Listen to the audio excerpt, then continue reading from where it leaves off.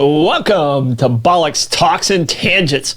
Man, we got an amazing show for you guys today. I got my wingman, my co-host Derek's here in studio with us, and we're talking toys and weird food traditions. Oh, we got some weird stuff. Oh man, I'm telling you, this was one of the funnest researches I did, and I enjoyed the toys. But food is mental. But the food stuff is so wackadoodle. Yeah, just it didn't matter where I looked. Yeah, there was just the oddest, strangest, most fantastic stuff with regard to food. And I only picked 5. I only picked 5 items, and I don't know if we're going to get to all of them because some of them are so weird and out there. Yeah. But, I mean, first thing we got to do, we got to say thank you to our sponsors for putting us on there. I want to say thank you to you guys for being there with us. Make sure you hit that share button for us and just get the word out because we're having a great time doing this. And, you know, we're getting some good feedback. We're getting some good feedback. Good feedback. Good feedback. They really like us. They like us, Mikey. All right. Really. So, but we got to say thank you. We like our sponsors, and you guys support our sponsors. A new pizza place off of Lewis Speedway. It's called 900 Degree Pizza and Pasta. Fantastic. Excellent. Fantastic pizza. Excellent people. Chris over there and Sarah Cheshire. Just appreciate you guys, small business owners, always supporting what we do here. Check them out, support them. They're in the plaza just past where you turn off to go to the high school. Yeah, and I would recommend anybody, like, on a day like today, any day, put your order in. If you're driving over to St. Augustine to pick up the kids, get the pizza, take the kids home. It's perfect. It's great timing, and the pizza is fantastic. Yeah. And Blake and I were going to get the pizza today, but we didn't have time. So sorry, we were going to bring it in, but we just didn't have time. So we'll make sure. We'll definitely be there this weekend. Well, Dad can have pizza. I can't have pizza because of my tooth. Remember? Well, that's the other reason. Yeah, but your father could eat both slices. Yeah, all slices. Like I was worried about that, Blake. Yeah. You really weren't a concern but Blake's completely recovered. You can actually understand what he's saying this week. Yeah, last week it was very odd. Yeah. He was mumbles. All right. Abare, Kresge and Associates, CPA. I don't know if there's anybody I know that has a more confusing tax return than me. Well, you have 763 businesses, so I'm trying to figure out what I'm good at.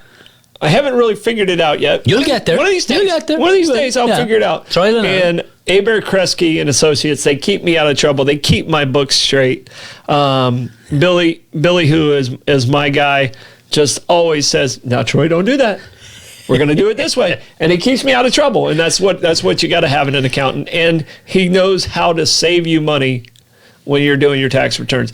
If you're not using a good quality accountant when you're doing your tax returns, you're giving money to the government. Yeah. And Kresge and Abare, I believe they said that your tax return was the labyrinthine equivalent. Yes. Yeah. And they figured it out. So great accountants. So the other thing is a place where I work on Wednesday nights, and you come over and you do indeed. You come over, and it was slammed last night.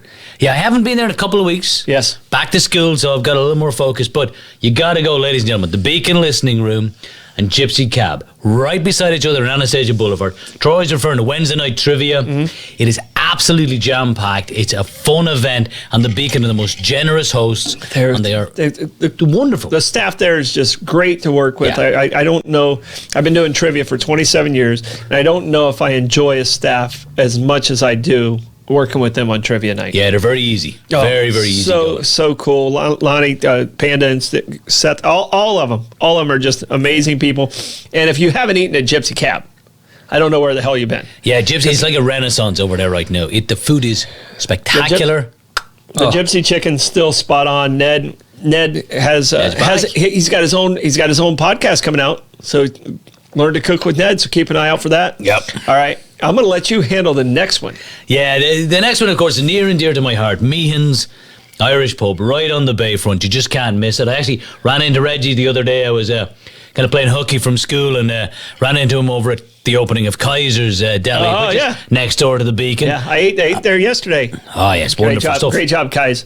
So yeah, but Meehan's is as close to, if you want to get a pint of Guinness in America that tastes like a pint of Guinness in Ireland, you go to Meehan's. And the reason is because Reggie is there. Reggie's from County Monaghan. Reggie knows what Guinness is supposed to taste like. Okay. And the whole atmosphere in there is like being in a pub at home. And he might be the nicest man in town. We've said this before. He really is a nice He's a human. genuine, wonderful human being. So drinking Meehan's is a positive, wonderful experience. I love Meehan's because they have 3 distinct different bars. Yeah. You can do your own pub crawl within the same pub. Meehan's, yeah. Within the same pub. Oh, I've forgotten what day I'm on. Yeah. Yeah. Because you can go to the backyard, and you can go to the oyster bar up top, Yeah. and then you can go to the regular bar inside. Yeah. It's like 3 totally different experiences. Yeah, inside late at night, if I'm in the corner back to the wall, I can get in all kinds of trouble. Yeah. Yeah, proper trouble in there. If your back's to the wall. Literally and figuratively, yeah. All right. And our fifth, but definitely not least, St. Augustine Pirate Museum. They have over 800 artifacts of different pirates of different generations. Captain Mayhem will do personal tours with you. If you go there, ask for Captain Mayhem. Yeah, he's incredible. He just does a great job. He filled in the did fill day in for me. the day you had to meet, and it just happened to be the days we were talking about pirates. Yeah. How convenient. How convenient. And I will tell you again and again, like, whenever people come from Ireland, I send them to the Pirate Museum. They're always a wee bit skeptical. I'm like, just shut up and go. Yeah. They're in there for hours. The history is incredible in there, how it's set up. And there's so many things when you walk in. There's so many things to look at, so very many things to see. interactive. It is very interactive. Yeah. It's a wonderful experience. And it's one of the things that I think makes St. Augustine as unique as it is, the St. Augustine Pirate Museum. Well, when I Check heard out. it was coming, I can tell you, when I heard it was coming, I was like, oh, this is going to be, I mean, I was skeptical. Yeah. It's Hey, gonna- fair enough. Yeah. Okay. And I believe we went probably a week or two after it opened, the family went, and it was an amazing, like I left there going, that was great. Yeah. That was great. And So- you can go there and then walk about 100 yards and have a pint in Meehan's. There you go. That's a perfect Saturday there. you That's know? it. That's it. So, all right, getting right into it. Whiskey of the week. I'm going with Basil Hayden. You're usually drinking beer when I'm drinking the whiskey. Yeah. But when you saw the basil, you're like, It's gotta have it. fantastic. It's like an angel singing on your tongue. oh, It's that good. it's a great, and it's been around since 1796. 1796. Basil Hayden himself, 1796. It was an actual man who created Basil Hayden, and it's from Frankfort, Kentucky. Woo! And Capital city of Kentucky. Shout out. To me right now, if I go into a bar Hmm. and I see Basil Hayden, I know I'm already in a good place. Yeah. Oh, yeah. If you're drinking Basil Hayden, I know you're I'm already- definitely in a good place. I'm in a good place. I'm in a good place. So, all right. So we talked a lot about restaurants and bars and stuff like we that. did. This week's origin, Okay. word of origin, is 86. If you've ever worked in a restaurant, they're like 86 French fries, 86 the soup, Right. And everyone knows 86. what it means. and it means we're out. We're out. We're out. Gone. It's 86. It's gone. All right. So I wanted to find out where the term originated. Right. Because it's an odd expression. There are a lot of reasons that they say the word 86 is there. The one I like the best. Go on. Okay, I don't know which one you like the best. The one I like the best is from the Depression. Okay. And they had soup lines. Okay. And as they went through the bowls of soup or whatever it is, it had 86 bowls in it. Seriously? And at 86, they were out. And that's how they're telling me the one that I enjoyed the most Yeah. was that's the reason that they used it is that's how many bowls of soup there were going through the soup line Yeah. on each one of the containers. If that's not true, I really want it to be true. Oh, But I want it to be that one. Tell me yours, because I have another one too. But tell me yours. But the thing I love about that is who decided there was 86 bowls of soup in a big giant tub? Yeah. But the one I came across was from 1930s soda counters. I saw that one too. And they just said that it was rhyming slang. And 86 rhymed with the word nix. And if something was nixed, that meant it was rejected, it was done. You 86 got 86'd, and nixed. you were nixed. Yeah. Well, and I heard in the soda, because there were so many different formulas, they used numbers like 24 meant something, and and each one of them had a different number attached to it. That also connects there as well. I heard the soda thing too, but it was a numbers thing that like if you talk on a CB, they say I got to take what's your 20. Yeah. Your 20 is your location. Yeah. And if you got to go piss, you have a certain code number for that. So in the soda, I guess, world, they had numbers that was attached, and they said that was possibly one of them. Okay. But the other one that I saw goes to World War II. Okay, a lot of things came out of World War II. Lots of things. Yeah, snafu. Yeah. Snafu. You know what snafu is? I believe I might, yeah. Okay, I see what you're thinking is. No, go on. I know what foobar is. Yeah. Snafu, I don't know. Snafu is situation normal. All fucked up. Yeah. All right. And I'm trying to watch. One of our sponsors' daughters watches the show, so I told her every time I cuss, I will donate $5 to a charity. Which is why you're trying not to cuss. Well, I'm going to cuss. I'm going to cuss. Shocking. I'm going to cuss every single show, but I don't want to you don't want to go broke. I don't want to give up Blake's inheritance. Yeah. Right, Blake? Yeah, true. Yeah. So come on. Wait, hold on a second. So one question though. So what will be like a scale of donation depending on how bad the word is? So let's say F word is $10. No. It's no scale donation. It's a flat $5. It's a $5 across the board. $5 across the board, and it has to be Carlin's words that you can't say. So Carlin's words you can't say. I'm not gonna... leads me into my word origin this week. Oh, you got another one. Yeah. Okay, I forgot because you have. Go ahead. That's brilliant. Like it's like you go ahead because it would cost me $5 to say shit. Oh. So my wife's aunt is visiting us right now. She's from Western Pennsylvania. Gotcha. And she wanted to know where the expression "shit from Shinola" comes from. Okay. So I had a quick look, and there was a boot polish company from Westchester. Boot polish. Okay, because sometimes your accent, we got a little... Understandable. It could have went to boob. Yeah. But you said boot. Boot. Like you wear... Boot, as in shoes, as in footwear. Yeah. Okay. Yeah, from Rochester, New York. Okay. And it was a Shinola boot polish company. Okay. And the expression "shit from Shinola" means that you were absolutely stupid, incredibly ignorant, a total moron because you couldn't tell the difference between shit and Shinola, which was boot polish. Okay. And two things that I love about this. One, George Carlin used that in his famous 7 Things You Can't Say on Television. Yeah. Right? But the other thing is that it inadvertently probably was the worst thing that ever happened to the company because people associated the term Shinola with shit, and it probably killed and put them out of business. Yeah, it really did. Put them out of business. So, I mean... Brilliant. And that's what's amazing is there's certain brandings that work, and this one did not. It did not. Because, Band-Aid is a company. Is a company. Yeah, it's Johnson & Johnson Band-Aid. But all that is an adhesive bandage. Yeah. But no one says adhesive bandage. Nobody says it. They said Band-Aid. Yeah. Q-tip. Yeah. It's like the Hoover at home, the vacuum cleaner. Yeah. Nobody in Ireland's ever called it a vacuum cleaner. They call Hoover. They call it a Hoover. Yeah. Okay. That's it. Anyway. Yeah. Toys. Tell us about toys. Oh.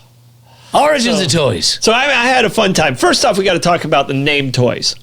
Where does it come from? It comes from an old English word for tool.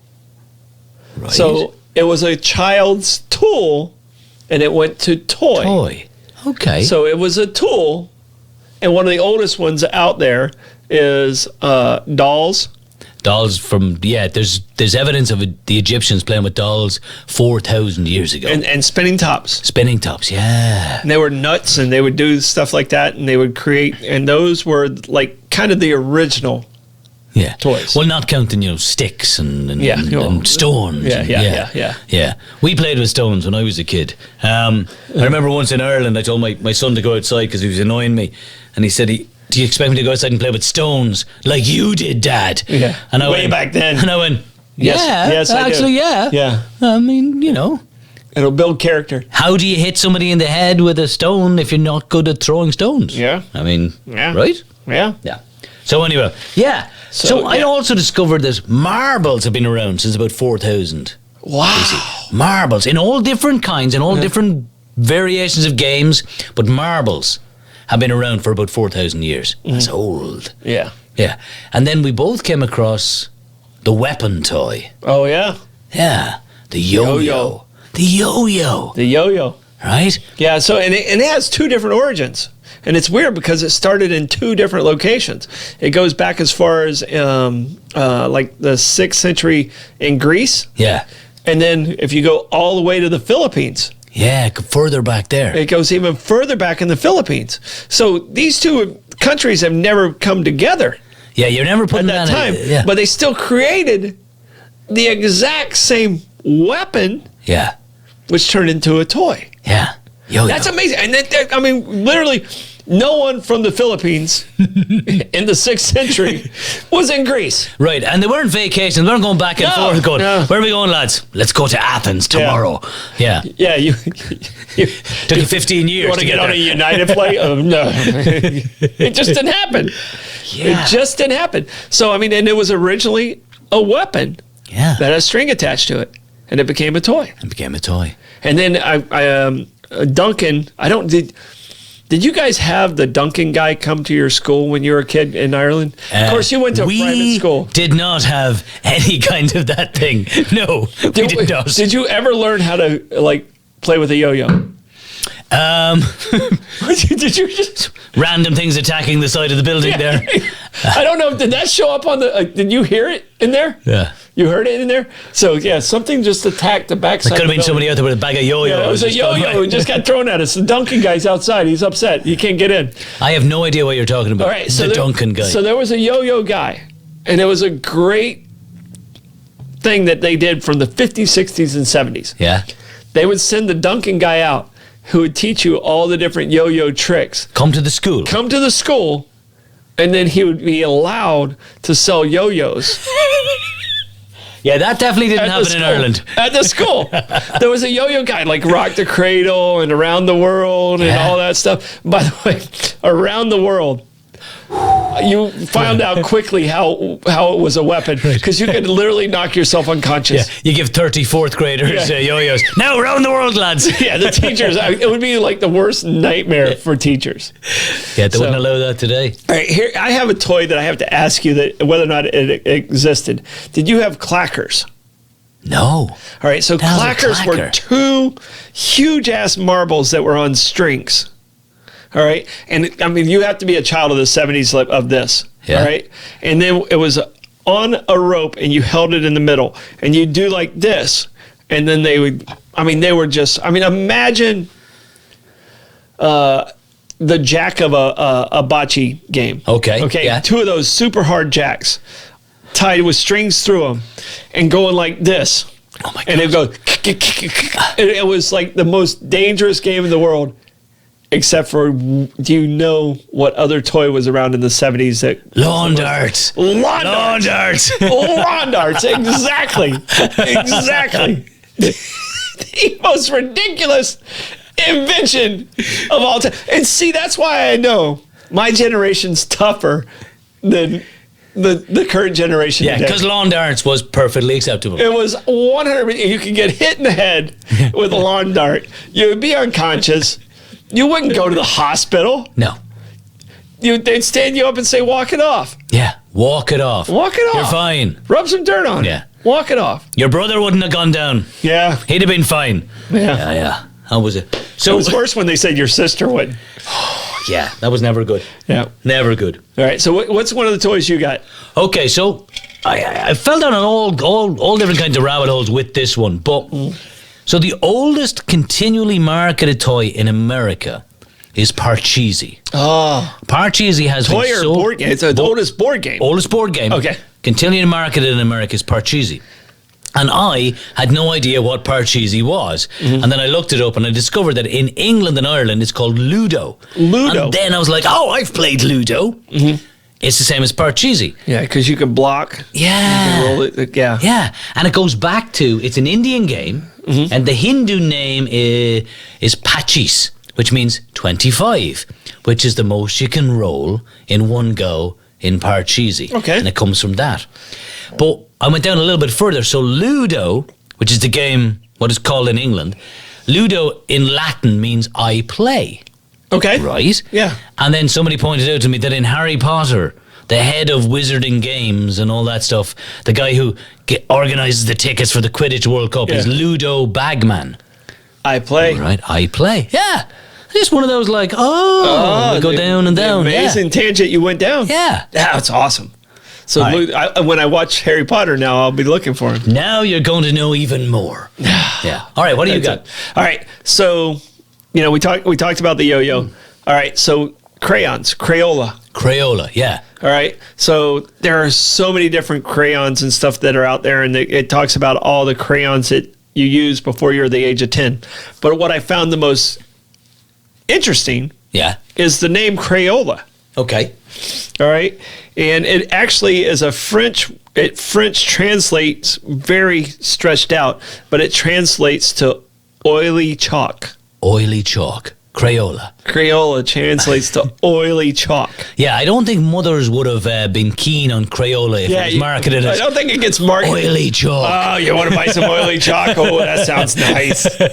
Ooh, hey, let's get a 10-pack of oily chalk. But if you used oily chalk on your wallpaper, I know a toy you could use. See, I'm all about transitions. Good transition. Smooth transitions. I know a toy you could use to clean your wallpaper because Play-Doh, as you know, Play-Doh was originally designed and invented to clean wallpaper. Yeah, they have, for parents out there, if you're ordering Play-Doh, they've taken the detergents out. They used to have a detergent in it. Yeah. They have taken the detergent out of it. Yeah. So you can eat it now and it's perfectly fine. If your kids are eating the Play-Doh, they're going to be okay. They'll be fine. But the original Play-Doh, they would not have been fine. They would have been. They might have been able to blow bubbles. Yeah, that's about it. Hold on here. So can I be honest for a bit? Yeah. I may have eaten a little bit of Play-Doh. I'm sure you did. I think most of us have eaten Play-Doh. You may have Crayola up your nose. Okay, I haven't done that, but I did eat a bit of glue. Not since you're an adult. I didn't huff it though. So yeah, so the Play-Doh was literally the original magic eraser. Original magic eraser. That's what it was. Because that's what it was used. You'd take a big clob of it, rub it on the wallpaper. Yep, and clean your wallpaper. And clean your wallpaper with it. And then they're like, oh, okay, now I can make different clay figures with it. I came across something where they were used to, so obviously everybody smoked back in those days, and so wallpaper would get tobacco stained. Yeah. And you only noticed it if you took a picture off the wall, and the picture... You would see the nicotine. Right, you see the white behind the wall. And so they would use Play-Doh to clean nicotine stains. Yes. And you probably shouldn't have eaten it after that. Because, probably not after. Yeah. Well, it's the original patch, man. Yeah, it might be good. Yeah, the original patch. The Play-Doh patch for children. It's safe. It's safe. All right. So, like my grandparents were, and I'm Sam, named after my grandfather, Sam Pizer, and my grandmother's Delilah. So my grandparents were Samson and Delilah. It was Samuel and Delilah. And the ironic part is, just like me, my grandfather was completely bald. Oh. So, the whole hair of the Samson and Delilah. Yeah. But in the room where they were at, because they smoked I don't even know. I don't, because they rolled their own cigarettes. Yeah. I learned to roll cigarettes at age 4. Just so we understand. And I've never smoked in my life. But above their seats, there was a yellow halo of nicotine stains. Yes. You would go in and you didn't think about it until you moved away from people that didn't smoke. It was incredible. And all growing up, and Blake never had this issue. He didn't have to worry about a family that smoked. But my dad smoked in my house. My grandparents smoked. They both smoked, and there was always nicotine in my life. Yeah. And until I moved away, I didn't realize how horrible that was. And the other thing is, I've been doing trivia so long, the laws changed about smoking in restaurants. Right. I used to, when I first started my trivia show, I would have to change in the garage. Oh yeah, because the smell. It was so awful. I couldn't and I had trivia clothes that I sacrificed. Wow. For the smoke smell. Okay, now that you bring up cigarettes, I have so many.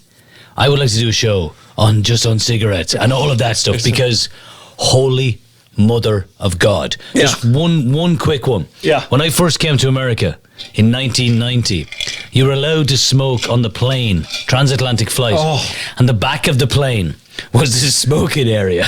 Yeah. Right? Like nothing can separate. It's like it's not going to float to the front of the plane. And everybody moved to the back of the plane. So there'd be seats for 50.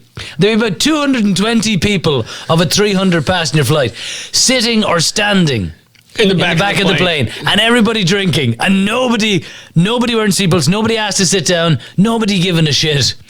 Extraordinary. Yeah. So you'd arrive in America, you'd be drunk and confused. I decided Beautiful. I decided I was going to be a pilot.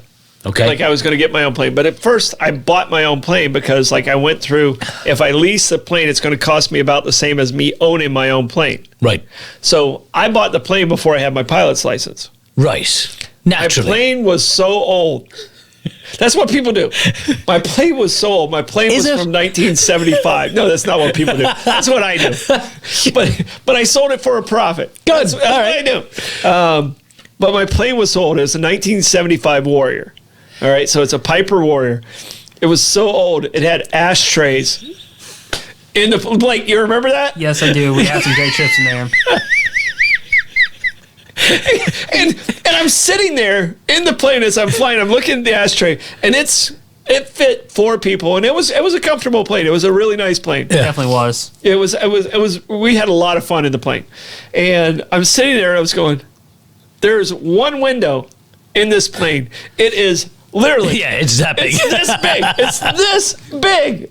All right, like you can kind of open the window." I was like, if all 4 people that are in this plane are smoking, because there's 4 ashtrays. And they would have been in 1975. Sure, they would have been. But in my mind, it was like, this is a total Cheech and Chong moment. Oh. There's no way that smoke from 4 people can leave the window, because it's only on one side, the main pilot side, because you have pilot, co-pilot. The main pilot side has this window, and that was it. Do you know that was actually the cause of most plane crashes in the 70s? Because nobody could fucking see. You couldn't even, and I'm sitting there, I was going, you couldn't even see the gauges, let alone the horizon. Oh my God. Pilots rolling their own cigarettes. It's so funny. All right, we're back to toys. Back to toys. Sorry, we got off on a tangent. That's what we do. All right. One of the funniest things that I read is Legos. Yeah. So Lego actually is a Danish word that means play well. Play well. And Lego is the best-selling toy in the world. In the world right now. Biggest, yeah. Best-selling toy in the world. What I didn't know, and the fact that I thought was the coolest fact I read, is Lego is the #1 manufacturer of tires. Lego makes more tires. It makes more tires than Goodyear, Goodrich, Pirelli, and all those combined. Seriously? Yeah. Do you know how many? How many tires does it make a year? It's over 3 million a year. Oh my God. Oh my God. Seriously. Lego makes more tires than Goodyear. It's crazy. It's absolutely crazy. Okay. Blake's telling us we have to talk about our sponsors again. Okay.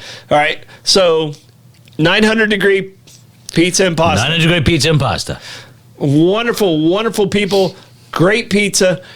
Right there off of Lewis Speedway. Check them out. Support them. Tell them you watch us on Bollox, and let them know you appreciate them sponsoring local business. If you need your taxes done, if you need an accountant, if you need people to do this job properly, for the love of God, call Kresge and Abare. Because if they can figure out his taxes, they can do anybody's taxes. They really, really can.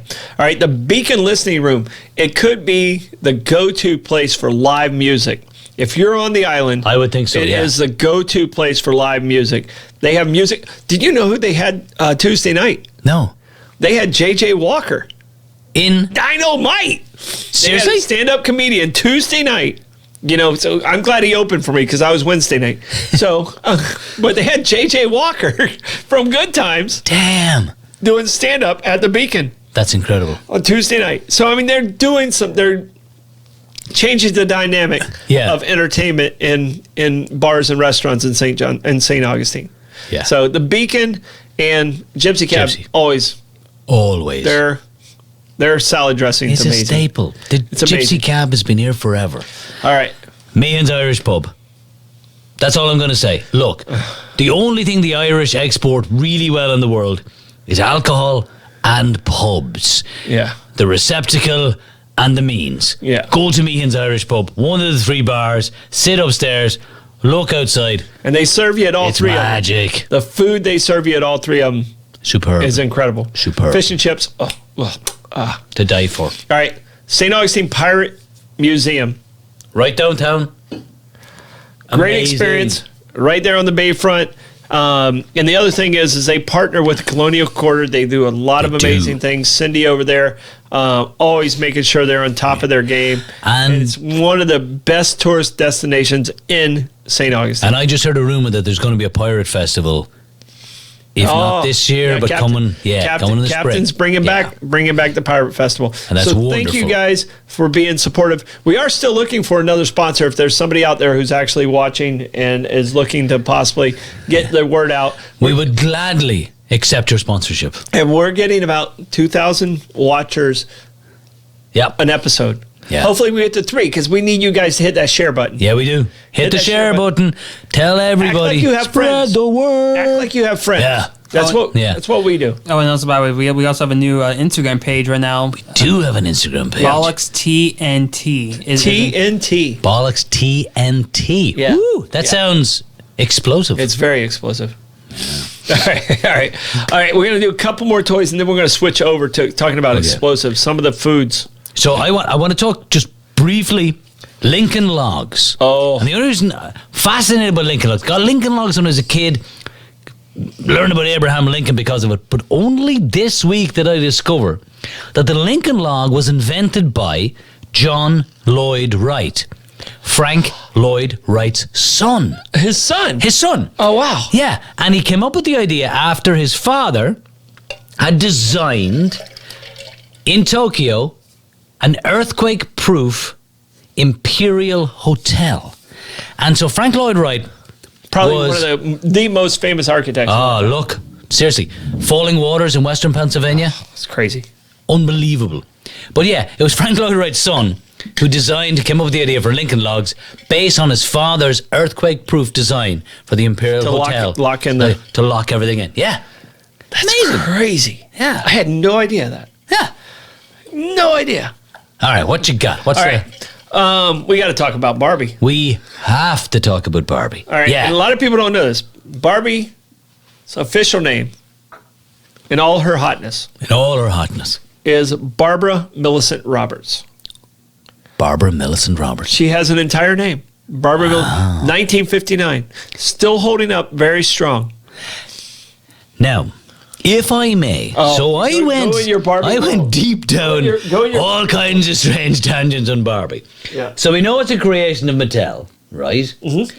And there's a couple of things here before I get to the real good stuff, but Mattel was the first company that directly marketed to children. Mm-hmm. Mattel got to be the sponsor for Walt Disney's Mickey Mouse Club in Yeah, 1955. And we're basically able to market their toys to kids. Right? M-I-C-K-E-Y. K-E-Y. Why? Because we like you.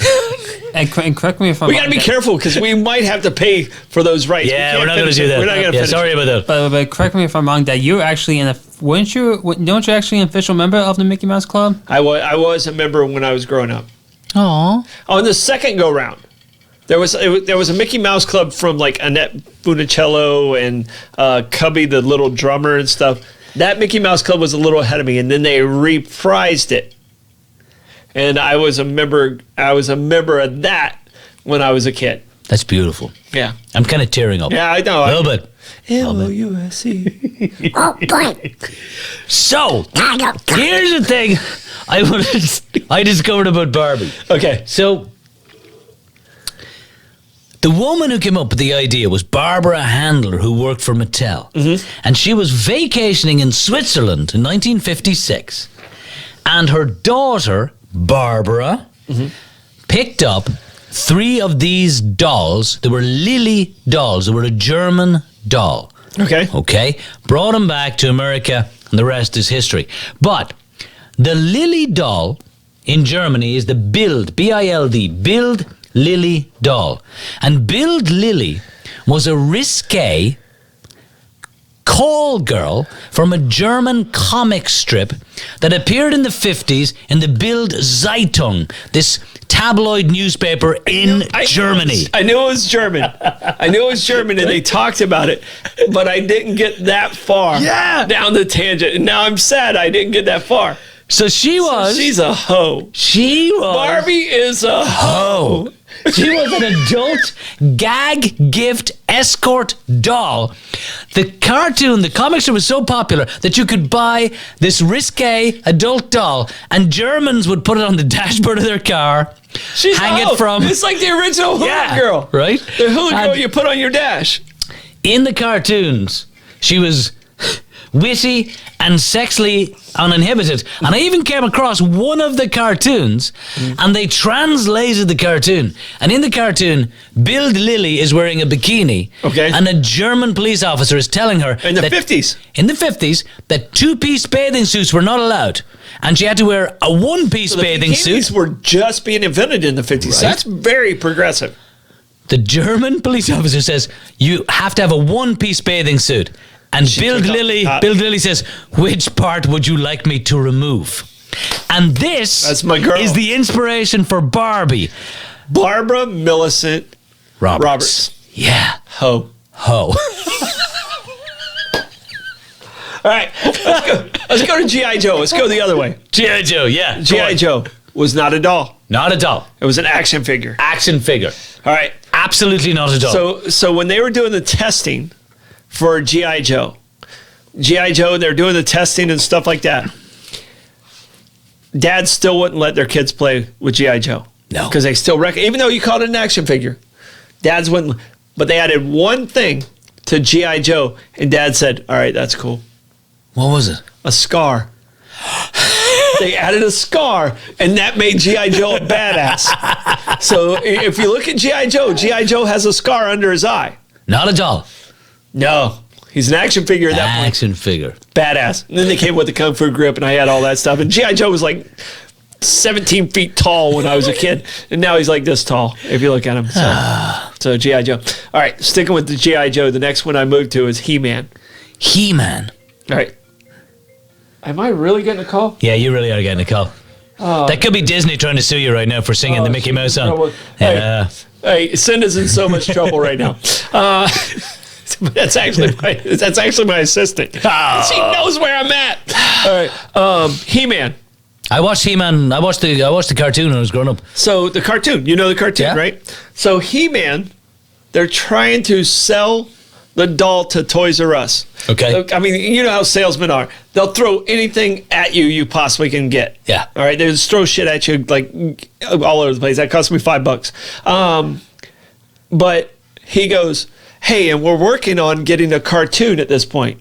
Toys R Us goes, you know what? That sounds great. You're getting a cartoon. We'll buy this doll. He-Man had no idea that they were going to do a cartoon. Like the whole group had no idea. So the salesman had to go back. The salesman had to go back and go, hey, we really need a cartoon at this point. And I didn't tell you this. I don't know the He-Man toy, but I 100% know the He-Man cartoon. Yeah, I don't know the He-Man toy. Power of Grayskull. Yeah, power by the power of Grayskull. You know, but that's how the cartoon came to be. A salesman got overzealous. Oh my God! At Toys R Us, and by the way, Toys R Us I hear is coming back. Really? Yeah, that's what I heard. I heard it's coming back. That's great. Because I'm a Toys R Us kid. That's how I knew. The first time I ever saw Toys R Us, I was still in Ireland, and the movie Big with Tom Hanks. Oh yeah. And they were playing the piano. I think that was the FAO Schwartz. Was that FAO? Oh, that was FAO Schwartz. It was a Schwartz. 'Cause we've been there. See? Yeah, we've been there. It was. Yeah. That's how much I know about American Blake toys. played on the piano. Yeah. Yeah. Okay, so 86 that. There you go. Yeah. Full circle. But one He-Man question for you. Yeah, So go. who you prefer, He-Man or She-Ra? She-Ra's the tiger. No, that's Adora. That's Adam's sister. Yeah. I'm going to say He-Man because I don't know what you're actually talking about. So He-Man, definitely. I gotta go with He-Man. What's the tiger's name? I have no idea. Okay, all right. Somebody in the comments will throw it in. Blake, keep an eye on the comments. Will do. All right. All right. So we're gonna shift gears. Shift gears. We got to get to the food thing. I mean, we only have like 20 minutes on the food. Yeah, the food's amazing. All right, we got to get to the food thing. Please first, start. First, you found some of the need- best things. Okay, I'm gonna skip the cow's blood thing because there's a Maasai group that like all they do is with cow's blood, and it's the most disgusting thing. I'm gonna skip the disgusting part. The tradition I saw that I found the most humorous to me Okay. was in Japan at Christmas time. Go on. All right, so the Japanese people at Christmas time always eat at KFC. And the origin of this is in 1970, KFC did a promotion called a Christmas Barrel. A Christmas barrel. Christmas Barrel. Okay. So they replaced turkey with chicken. Right. All right. And then by 1974, it was countrywide. In Japan, on Christmas, everyone eats KFC. And they have a barrel that's specifically, it's a dinner that's set up for Japanese families from Kentucky Fried Chicken. That is the oddest thing I have ever heard. It is so popular today. It's almost every family, like you put out cookies for Santa Claus here. That's what they do in Japan. They eat KFC. They eat KFC. Wow. This is the same culture that gave us the puffer fish. Yes. Fugu, right? Yeah. The same culture that gives us that. By the way, just on weird food, the puffer fish thing, Yeah. right? You can die if you eat puffer fish. If it's not prepared properly. Right?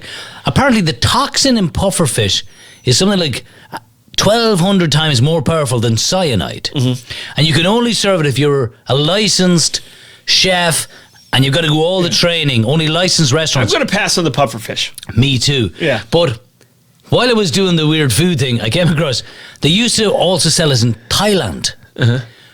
They banned it a few years ago. Okay. Right? And then 15 people died because the Thai people had, salesmen had excess supply of pufferfish. So they dyed it pink and sold it as salmon and killed 15 people. And salmon's not even pink. They dye it pink. Real salmon is gray. Like if you get salmon, if you get true salmon, it's gray. But because of the stereotype that's in people's heads, you can't. If someone eats salmon and it's gray, It's wrong. It looks like it's bad. Yeah. So, but they actually dye the salmon pink to make the salmon pink. Oh my God. All right. So Blake, we were talking before the show, before we came in. Yeah. So Blake, we ate in KFC in Zimbabwe. Yep. When we were in Zimbabwe. And I'm telling you right now, KFC in Zimbabwe is different than KFC here. No was way. so- I refuse to believe that. I don't know what they do to those chickens. You sure it was chicken? I saw. We don't know if it's chickens. But I can tell you right now, it's the best KFC, best Kentucky Fried Chicken, as I'm drinking Kentucky bourbon right now, I've ever had was in the country of Zimbabwe. Yeah.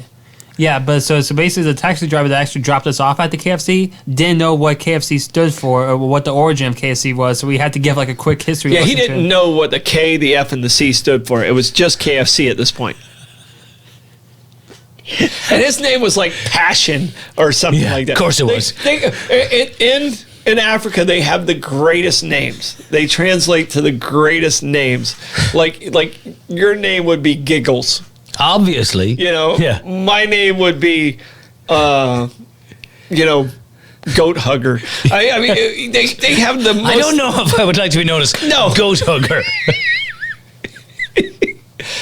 That's what I'm always worried because I have tattoos Yeah. that are like in kanji. Yeah. And I'm always afraid of what it actually means.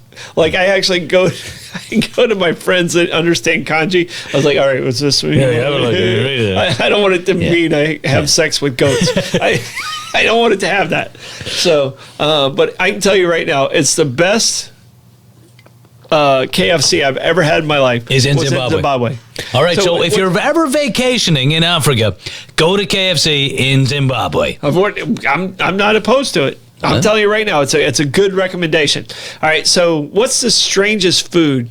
We're talking food traditions, and we're going to get back to it. What's the strangest food you've ever eaten? Okay, strangest food I've ever eaten. So I lived for a brief period of time in southern Mississippi. Happens. Right? It does happen. And I worked at an Elks Lodge in Dixie, Mississippi. Right? Okay. And one Sunday afternoon, the boys in the bar in the Elks Lodge in Dixie, Mississippi, dared me to eat a plate of hogshead cheese and boiled chitlins. Oh. Yeah. I don't even find that strange. Oh, it was, God. strange it might not be to you, but it, like, meat jelly? Like, hogshead cheese is foul, it's dreadful. And chitlins, fried chitlins, Chitlins, I'm not a fan of. I can tell you right now. I'm fried not a fan of chitlins, okay. Yeah. But boiled? I'm not a fan of chitlins. That's up there with the worst dining experiences of my life. I tell you right what, there. I can tell you, I grew up on a pig farm, so that, like, what you just said sounds like, okay, I sold that to Yeah, everybody. fair we enough. slide it on a Yeah. So, like, and that shows the difference of where we're at. Yeah. But I can tell you this, and Blake, he was pretty adventurous when we were in Africa. Mm-hmm. What would you say was one of the things that sounds like it would be horrible, and it was one of the best meals we had, and Blake backed me up on this, warthog. Yeah. Warthog. We ate okay. We I ate warthog. Pumbaa. We ate Pumbaa. And you would think it tasted like pork, Oh. but it doesn't. It's more of a beefy taste than it is a pork taste. Yeah. I could do that. I've eaten. We literally would walk out of our hotel room and Pumbaa was right there. Yeah. Yeah. It was awesome. So I've eaten. I was in Peru in the late 90s, and their seminal dish is cuy, What's which that? is guinea pig. Oh, And they serve guinea pig. Coming up. They serve guinea pig on the plate, the whole body, claws, head, everything. And it's really disturbing because the head has this look where it looks either fucking maniacal or happy. Yeah. Right? But I ate an absurd amount of guinea pig when I was in there. And at the same time, I was drinking this thing called chicha, which is this fermented maize alcohol stuff. Yeah. Yeah. And you would drink it. You'd be walking down the street, say in Cusco or somewhere like that, and they'd have it in buckets. And it was either white or purple. And I did not know that I was drinking the same thing. The white bucket I thought was different than the purple bucket. Same It was thing. just different kinds of corn. And whatever effect it had a kind of a hallucinogenic effect on me. So I would have the chicha and then go try to eat some maniacal smiling guinea pig. Yeah. Yeah. And for me, the worst thing I ever had was jellyfish. So jellyfish, and when I went to Hong Kong, and in Hong Kong they have a hierarchy, and you sit at a round table. They have a lazy Susan in the middle. Okay. And it's a hierarchy of who's the most influential person at the table at that conversation. Yeah. So my ex Blake's mom was that person at the table because the people we were seeing, they were trying to sell to her. Okay.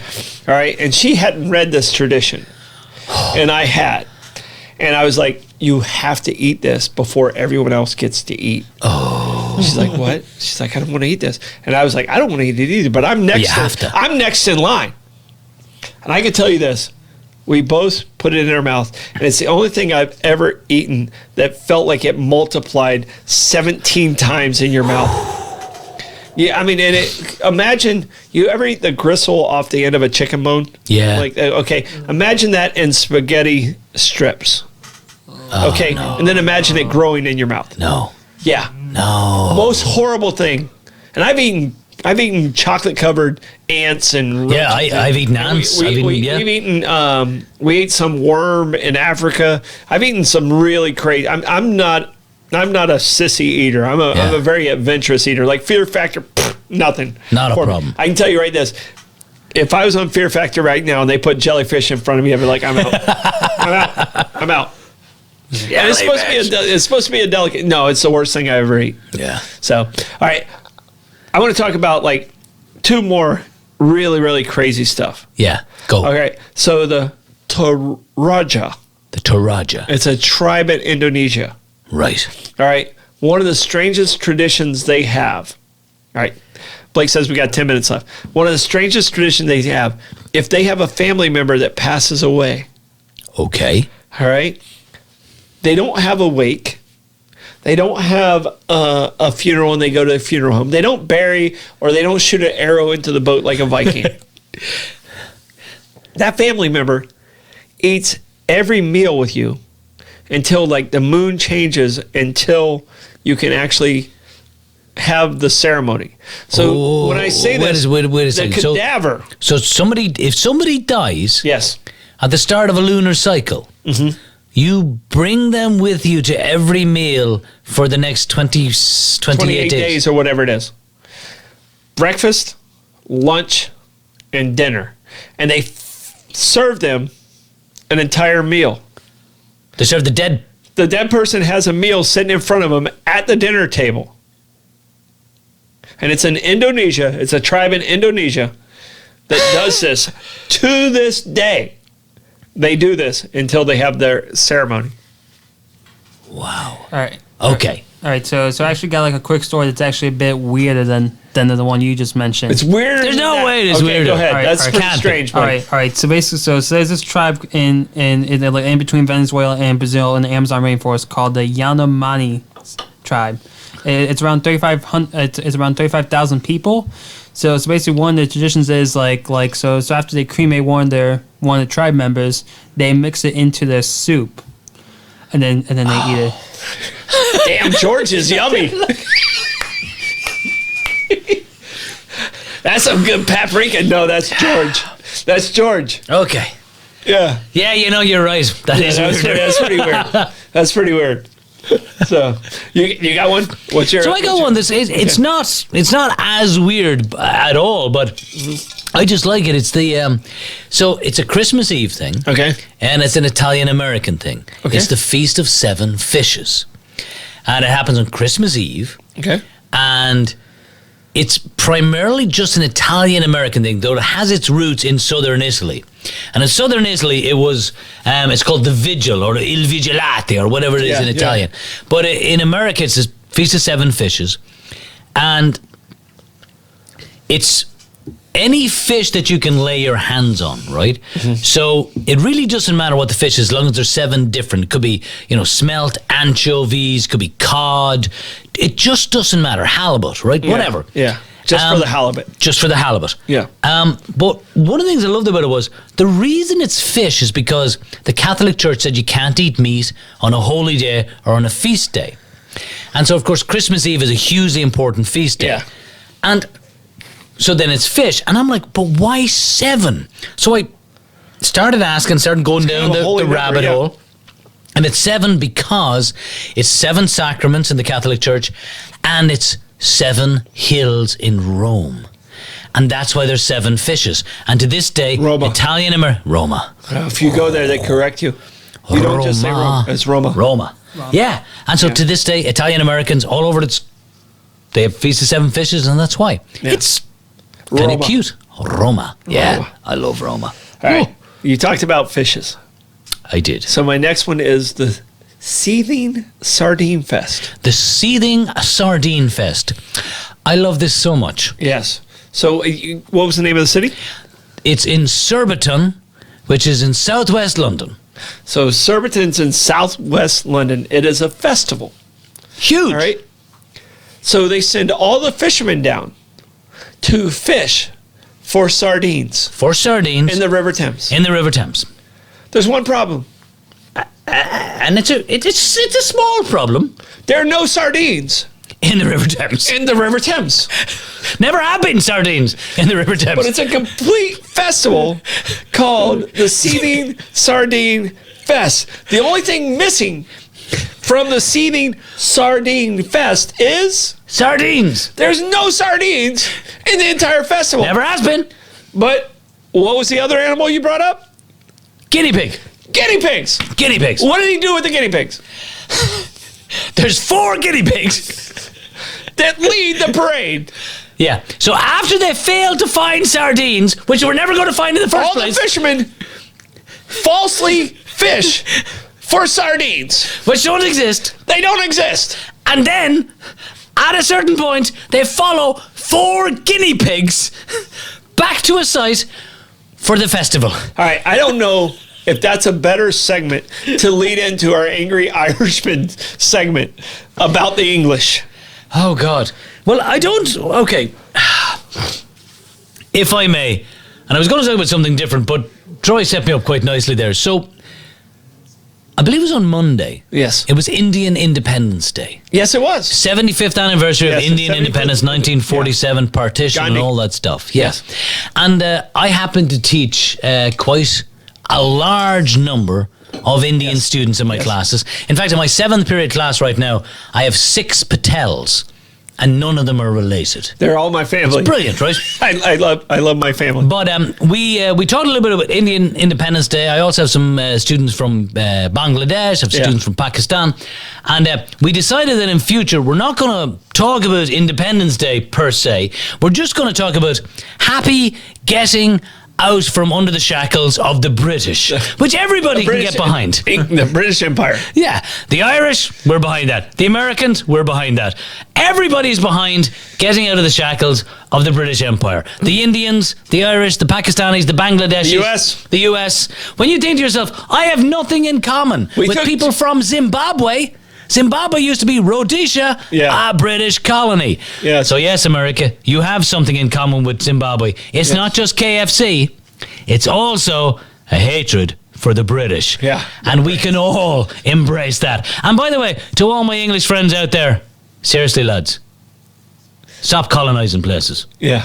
And there is a reason why we don't cheer for you when your team makes it into the finals of major soccer tournaments. We can't. They don't. Our ancestors wouldn't allow it. When was the last time they actually made it? When was the last time their soccer team was significant? So they did. They made it last year into the European Championships final. And I was actually in a bar with a Welshman, a couple of Scots. Speaking of food, worst food in the world. Go. English. English food. worse. The shortest book in the world is Great English Recipes. Oh, the worst. It's the worst food in the world. Yeah. But we're at this. If in doubt, let's boil it. Yeah. Yeah, that's good plan. Boil Good everything. plan. Good Boil plan. everything. Yeah.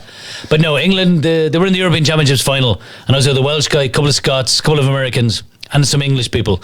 And the English lads could not understand why the Welsh and the Irish and the Scots were cheering for the Italians. Of course they And were. we're like, really? Do you remember when the Italians invaded us? All right, they didn't. No, we don't either. We don't either. All right. But Derek, let me ask you this: when was the last time Ireland was part of a major? See, There's no reason. There's no need for that, Blake. You didn't have to go there, Blake. See, that's wrong, Blake. We were ending on a good note. I was happy. Things were positive. All right, I got one last story. Go on. All right, the Koryaks. The Koryaks. Koryaks are a small tribe on the Bering Sea on the northern part of Russia. Okay. There's not a lot there. There's nothing there. You know what they have? What do they have? Mushrooms. Mushrooms. Hallucinogenic mushrooms. Okay. The Koryaks, Russian They have tribe, fish. mushrooms. They have mushrooms. Hallucinogenic That's mushrooms. all they got going for them. All right, that's all they got going for them. All right, this tribe has so little going for them. So little going for them. Like, they actually will drink the mushroom tea. They'll do the mushrooms. They'll eat the mushrooms. All right, but there's not enough mushrooms to keep you going. So you know what they do? They drink the urine of their own tribe to make sure they don't waste any mushroom hallucinogens. Okay. That to me is the weirdest thing I found on Food Origins. But don't you want to try those mushrooms now? no, I can try the mushrooms. Someone else can have the urine. I'm just saying that's not So for me. when the Koryaks go for a piss, Yes, they save it. they save the urine. Howard Hughes the shit out of that. Wow. Yeah. Wow. They Howard Hughes the shit out of that. And That that's might be the best closing line I've ever heard in my life. That's how we're ending the show this week. All right.